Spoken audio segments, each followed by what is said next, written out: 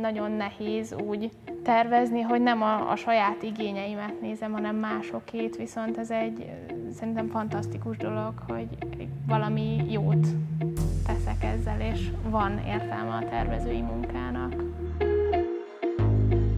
A projektben 3-an vettünk részt. Bádé Zsófi, aki sajnos ma nem lehet itt, mert külföldön van, Székely Zsuzsi és én Újvári Berta.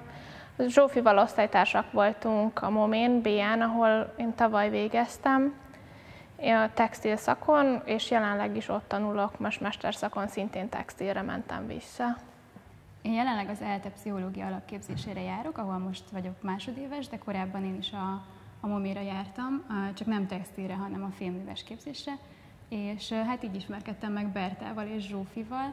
A kurzus, amire jelentkeztünk, egy kurzusheti program volt, szóval összesen egy hétig tartott, 5 napig, és halláskárosultak köré szerveződött, ez volt a témánk, illetve az volt a szűkebb feladatunk, hogy ékszereket tervezzünk nekik.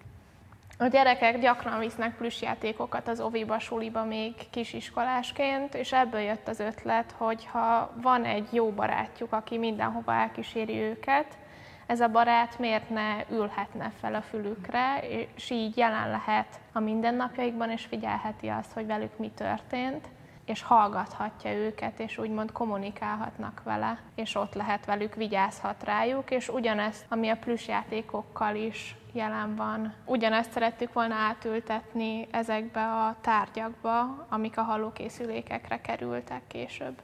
Sok halláskárosult gyerek piciként szégyel és cikinek tartja, hogy ő neki hallókészüléket kell viselni, és ezért így elrejtik sokszor a hajukkal.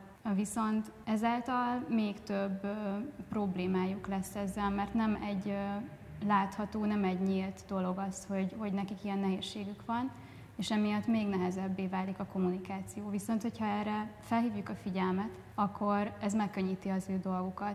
És ezt szeretnénk ezzel a Hearing Mate-tel elérni, hogy felhívjuk rá a figyelmet, és beinduljon egy ilyen kommunikáció, illetve hogy ne ciki dologként gondoljanak erre a hallókészülékre, hanem egy kedvessé tesszük ezekkel a tárgyakkal, és így egy szerethető dologgá. És még az is fontos, hogy az iskolában, amikor valaki egy ilyen játékkal kiegészített hallókészülékben érkezik, akkor a többiekkel is egy interakció indul el. Ugyanúgy, mint ahogy sokszor van az, hogy a kinderfigurákat gyűjtik, akkor ez is egy ilyen kapcsolódási pont lehet, és a nem halláskárosult gyerekek érzékenyítésére is alkalmas lehet. Ők is ebből többet tudhatnak, mert észreveszik azt, hogy az adott gyereken van egy ilyen eszköz, és egy kapcsolatot teremthet közöttük. Igen, így nagyon fontosnak tartjuk, hogy ugye kisiskolások számára terveztük ezt a kollekciót, vagy tervezzük, és azért őket választottuk, mert fontosnak tartjuk, hogy minél korábban elkezdődjön egy ilyen érzékenyítés. Mert hogy ilyenkor még nagyon befogadóak a gyerekek, és fontos az, hogy találkozzanak olyan helyzetekkel, ami esetleg rájuk, mint épphallású gyerekekre nem jellemző, de a halláskárosultak számára pedig egy segítség, hogyha már korán megismerkednek a többiek, az őket körülvevők is az ő problémájukkal, és megértik ezt. Nem kirekesztik, mert nem értik, hogy mi történik velük, hanem felhívjuk rá a figyelmet, megértik a problémát, és akkor így később is könnyebb dolguk lesz. Azt is szem előtt tartottuk, vagy szeretnénk a tervezés során szem előtt tartani, hogy ezek az állatkák föl- és levehetőek legyenek egyszerűen.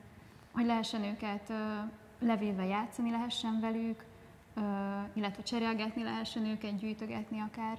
Igen, mert ez a fel- és levehető dolog azért is fontos, mert akár a gyerek leveheti az iskolában, és hogyha mondjuk bevisz többet, akkor tudnak közösen játszani, és ugyanúgy bábozni, mint ahogy egy bármilyen más játékkal tennék.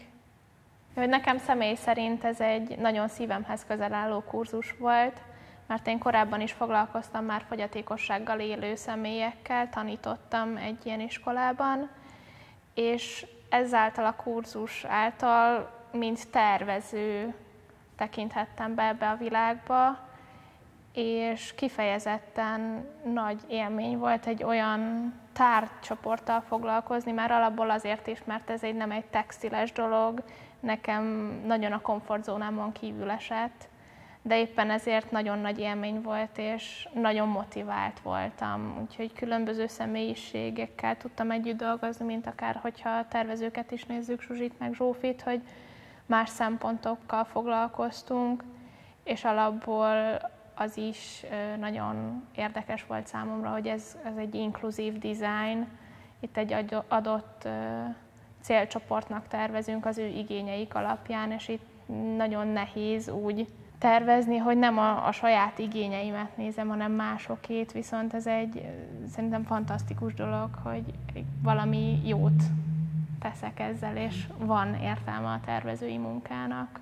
Én ugye tárgyalkotóként kerültem már a kurzusra, illetve ezt tanultam előtte is, viszont én sem minden nap inkluzív dizájnnal foglalkoztam, úgyhogy ez mindig egy ilyen érdekes dolog, hogy olyan embernek a helyébe képzelni magam, és olyan embereknek az igényeit felmérve tervezni valamit, amik nem a sajátjaim. Szóval itt tulajdonképpen nekem a téma volt az, ami ilyen nagyon inspiráló és újdonság volt. Mivel a Hearing Made projekt még koncepció szinten van jelen, eddig a kutatás és tervezés volt a fő szempont, és ezt nagyon jól fel tudtuk osztani, ami kifejezetten pozitív volt, hogy 3 különböző szociális háttérrel rendelkezünk, 3 különböző szakterületen dolgozunk, a Zsófi divatot tanult, én textilt, a Zsuzsi ugye ötvös, és így nagyon jól ki tudtuk egészíteni egymást, és sok olyan szempont felmerült, amit egyenként nem jutott volna eszünkbe. Nagyon fontos szempont volt nekünk,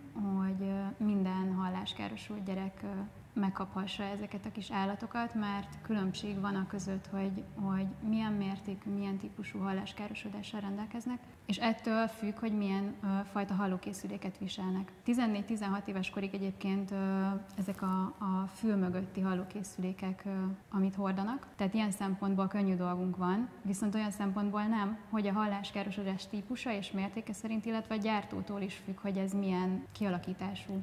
Úgyhogy ez egy nagy feladat még a továbbiak során, hogy a maketteket továbbfejlesszük termék, és ezeket a formai és technikai kialakításbeli különbségeket figyelembe vegyük. Ez nyilván egy hosszú munkafolyamat, ahol rengeteg prototípust kell gyártani, kitalálni a legmegfelelőbb alapanyagot a gyártáshoz, azt, hogy hogyan lehet ezt könnyen leszerelni a hallókészülékről. Úgyhogy ez még egy hosszú folyamat, ami előttünk áll.